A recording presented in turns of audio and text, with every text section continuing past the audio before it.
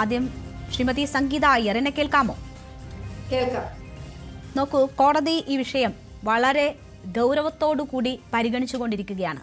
ഇതൊരു പ്രാധാന്യമർഹിക്കുന്ന അല്ലെങ്കിൽ എല്ലാവരെയും ബാധിക്കുന്ന ഒരു വിഷയമായി കണ്ടുകൊണ്ട് തന്നെ കോടതിയുടെ ഇടപെടൽ കഴിഞ്ഞ കുറേ തവണകളിലായി ഉണ്ടായിട്ടുണ്ട്. ഇതിലൊരു ഇടക്കാല ഉത്തരവ് കോടതിയുടെ ഭാഗമായി വന്നിട്ടുണ്ട്.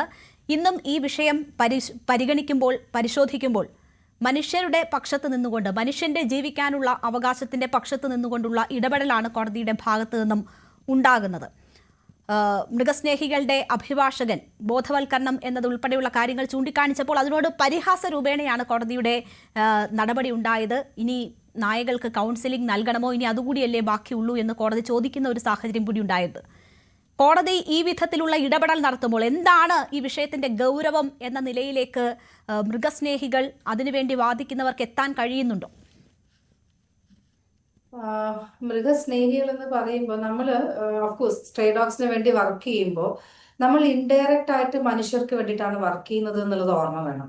കാരണം ഇപ്പൊ ഞാനൊരു ഷെൽട്ടർ നടത്തുന്ന ആളാണ്. എൻ്റെ അടുത്ത് 140 തെരുവ് നായ്ക്കളുണ്ട്. ഇപ്പോൾ ഈ 140 തെരുവ് നായ്ക്കളും റോഡിലായിരുന്നെങ്കിൽ ഞാൻ 10 വർഷമായിട്ട് വർക്ക് ചെയ്യുന്നു, റെസ്ക്യൂ ആണ് ചെയ്യുന്നത്. അപ്പൊ ഈ കാലയളവിൽ എത്ര നായ്ക്കൾ പെറ്റുപെരുകിയിട്ടുണ്ടാവും റോഡിൽ, എത്ര പേര് ഇന്നും അതിൽ കൂടുതലായിട്ടുണ്ടാവും എന്നുള്ള ഒരു കാര്യം. പിന്നെ നായകൾക്ക് കൗൺസിലിംഗ് അത് കൊടുക്കാം. നായകൾക്ക് അവരെ ബോധവൽക്കരിക്കാൻ പറ്റും. നമുക്ക് നമ്മുടെ തെരുവില്, എന്റെ തെരുവില് ഞാൻ 2015 വരുമ്പോ 15 നായ്ക്കളാണ് അവിടെ ഉണ്ടായിരുന്നത്. നമ്മൾ സിസ്റ്റമാറ്റിക് ആയിട്ട് ABC ചെയ്ത് ഇന്ന് 3 നായ്ക്കളെ അവിടെ ഉള്ളൂ. ഈ ABCയിലെ വീഴ്ച ഗവൺമെന്റിന്റെ ഭാഗത്ത് നിന്നുണ്ടായത് എന്തുകൊണ്ടാണ് ഗവൺമെന്റിനെ ചോദ്യം ചെയ്യാത്തത് എന്നുള്ള ഒരു കാര്യം. പിന്നെ നമ്മുടെ വീട്ടില്, നമ്മുടെ തെരുവിലുള്ള നായ്ക്കളെ നമ്മൾ ബോധവൽക്കരിക്കാറുണ്ട്. ബോധവൽക്കരിക്കുമ്പോൾ അവര് പൂച്ചകളെ പിടിക്കാറില്ല, ആൾക്കാരെ കടിക്കാറില്ല, നമ്മൾ പറഞ്ഞത് കേൾക്കാറുണ്ട്. നമ്മളടുത്ത് വരുന്ന വയലന്റ് ആയിട്ടുള്ള നായ്ക്കളെ നമ്മൾ ട്രെയിൻ ചെയ്ത്, നമ്മൾ ഒരു മാസമൊക്കെ അവർ ട്രെയിൻ ചെയ്തെടുക്കുമ്പോൾ നമ്മുടെ അടുത്ത് ഇണങ്ങാറുണ്ട്. അതുകൊണ്ട് ബോധവൽക്കരിക്കുക എന്നുള്ളത് അത് നമുക്ക് ചെയ്യാൻ പറ്റുന്ന ഒരു കാര്യമാണ്. നമ്മൾ ഫീഡേഴ്സിനെ ഈ നായ കടിക്കുന്നില്ല അല്ലെങ്കിൽ നായ ദ്രോഹിക്കുന്നില്ല. എന്തുകൊണ്ടാണ് ഒരു പെർട്ടിക്കുലർ വർഗത്തിനെ മാത്രം ഇവര് അറ്റാക്ക് ചെയ്യുന്നു അല്ലെങ്കിൽ പ്രശ്നം ഉണ്ടാവുന്നില്ല എന്ന് ഞാൻ പറയുന്നില്ല. പക്ഷേ എങ്കിൽ അത് മാധ്യമങ്ങൾക്കും കൂടി അതിലൊരു പങ്കുണ്ട്. ആ നെഗറ്റീവായിട്ട് സംഭവങ്ങൾ മാത്രം മുൻനിർത്തി പ്രൊജക്റ്റ് ചെയ്തതിന്റെ ഒരു ഫലമായിട്ടാണ് ഇത് ഇത്രയും വേഴ്സ്റ്റ് ആയത്. അതേപോലെ ABCയിലെ വീഴ്ച, ഗവൺമെന്റിന്റെ ഭാഗത്തുനിന്ന് ഒരുപാട് വീഴ്ചകൾ ഇത് കൺട്രോൾ ചെയ്യണതിന് ഉണ്ടായിട്ടുണ്ട്. ഞങ്ങളെ പോലെ ഇത് കൺട്രോൾ ചെയ്തതിന് വീഴ്ചകൾ ഉണ്ടായിട്ടുണ്ട് എന്നത് താങ്കൾ പറയുന്നത് ഞാൻ അംഗീകരിക്കുന്നു. നോക്കൂ സംഗീത, ഇപ്പോൾ താങ്കൾ തന്നെ സംസാരിക്കുമ്പോൾ നമ്മുടെ സ്ക്രീനിന്റെ ഒരു ഭാഗത്ത് സ്കൂളിൽ പോയ ഒരു കുട്ടിയെ തെരുവുനായ ആക്രമിക്കാനായി ഓടിക്കുന്നതാണ് കാണുന്നത്. ഓക്കെ, അല്ല, അതുകൊണ്ടാണ് ഞാൻ പറഞ്ഞത്, തെരുവുനായ ഈ സ്കൂളുകളിലേക്കൊക്കെ പോകുന്ന കുട്ടികളെ ഉൾപ്പെടെ ആക്രമിക്കുന്നതിന്റെ ദൃശ്യങ്ങൾ സൈക്കിളിൽ നിന്നും മറ്റും. ഒറ്റപ്പെട്ട സംഭവങ്ങളല്ല, ദിവസേന ഇങ്ങനെ പല ഭാഗത്തു നിന്ന് ഉണ്ടാകുന്ന സംഭവങ്ങളാണ്. ഇന്ന് സുപ്രീം കോടതി ഈ വിഷയം ചൂണ്ടിക്കാണിക്കുമ്പോൾ 2 ഹൈക്കോടതിയിലെ ജഡ്ജിമാർക്ക് നേരിട്ട അനുഭവം കൂടി ചൂണ്ടിക്കാണിക്കുന്നു. അപ്പോൾ മുതിർന്നവരെന്നോ കൊച്ചുകുട്ടികളെന്നോ ഒന്നുമില്ല, ഏത് മനുഷ്യരും ഇതിന്റെ ഭീഷണിയിലാണ്. ഏത് മനുഷ്യരും ഇതിന്റെ ഭീഷണിയിലാണ്. നഗരമെന്നോ ഗ്രാമമെന്നോ ഇല്ല, എല്ലായിടങ്ങളും ഈ ഭീഷണിയിലാണ്. നോക്കൂ, ഇത് നേരിട്ട് ആക്രമിക്കുന്ന സംഭവങ്ങൾ. ഞാനൊന്ന് പറഞ്ഞോട്ടെ, നേരിട്ട് ആക്രമിക്കുന്ന സംഭവങ്ങൾ എത്രയോ അപകടങ്ങൾക്ക് ഇവ വഴിവെക്കുന്നു. അങ്ങനെ എത്ര മനുഷ്യരുടെ ജീവനാണ് പോകുന്നത്. താങ്കൾ ഈ പറഞ്ഞ, താങ്കൾ ഒരു 140 നായ്ക്കളെ വളർത്തുന്നു എന്ന് പറഞ്ഞു. നോക്കൂ, ഇതുപോലെ എത്ര പേർ തയ്യാറെടുക്കും, എത്ര പേർക്ക് അതിന് കഴിയും, എത്ര പേർക്ക് അതിന് സൗകര്യമുണ്ട്.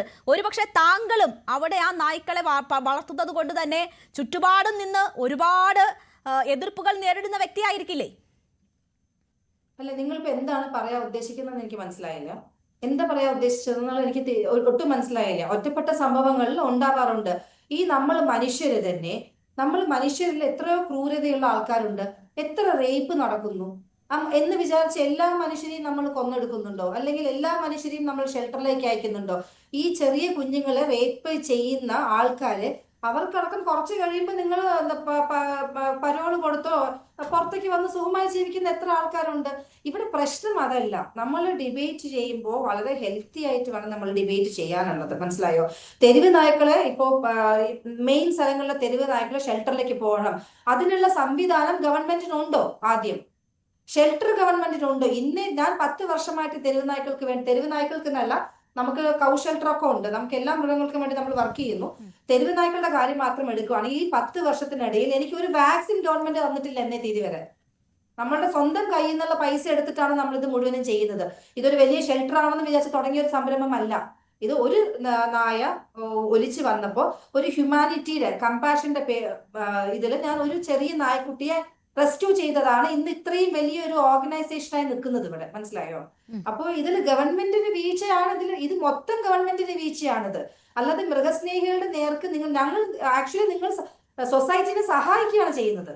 ഈ 140 പേര് എൻ്റെ അടുത്തുണ്ടെങ്കിൽ ഒരു 200 പേര് PFAയിൽ ഉണ്ടെങ്കിൽ ഈ 200 പേരും പ്രസവിക്കാതെ നമ്മൾ നോക്കുന്നു. ഈ 140 പേരും പുറത്ത് പ്രസവിക്കാതെ നമ്മൾ നോക്കുന്നു. നമ്മൾ അവിടെയാണ് സംഗീതയുടെ ഇടപെടലിനെ ഞാൻ കുറച്ചു കാണുന്നില്ല. സംഗീത ചെയ്യുന്നത് നല്ല കാര്യം തന്നെയാണ്. താങ്കൾക്ക് ഓരോരുത്തരും തയ്യാറാകണം. അങ്ങനെ കുറച്ചു പേർ മാത്രം വിചാരിച്ചാൽ നമ്മുടെ പ്രശ്നം പരിഹരിക്കാനാകുമെങ്കിൽ എന്തെങ്കിലും മാറ്റം ഇക്കാര്യത്തിൽ ഉണ്ടാകണമല്ലോ. ഇല്ല, ദിവസേന ഉണ്ടാകുന്ന സംഭവങ്ങൾ ഇങ്ങനെ ആവർത്തിച്ചു കൊണ്ടിരിക്കുകയാണ്. ഇത് നമ്മുടെ നാട്ടിൽ മാത്രമുള്ള സംഭവമാണോ? അല്ല, രാജ്യവ്യാപകമായി ഇത്തരം പ്രശ്നങ്ങൾ എല്ലായിടത്തും നേരിടുന്നു. അതാ ഞാൻ പറഞ്ഞ മെട്രോപൊളിറ്റൻ സിറ്റി, രാജ്യതലസ്ഥാനം, മെട്രോപൊളിറ്റൻ സിറ്റികൾ, ഗ്രാമങ്ങൾ, എല്ലായിടത്തും ഈ പ്രശ്നമുണ്ട്. അപ്പോൾ രാജ്യം ഒന്നാകെ അഭിമുഖീകരിക്കുന്ന ഒരു പ്രശ്നമാണ്. അവിടെ കുറച്ചുപേർ 10 100 നായ്ക്കളെ ഇങ്ങനെ സംരക്ഷിക്കുന്നു, അതാണ് പരിഹാരം. അല്ലെങ്കിൽ അത് ആ രീതിയിൽ ഈ പ്രശ്നത്തിന് പരിഹാരം കാണാമെന്ന് കരുതുന്നത് എത്ര മൗഢ്യമാണ്. അതാണ് കോടതിയും ആവർത്തിച്ച് ചോദിച്ചുകൊണ്ടിരിക്കുന്നത്. ഓക്കെ, ഞാൻ താങ്കളിലേക്ക് വരാം.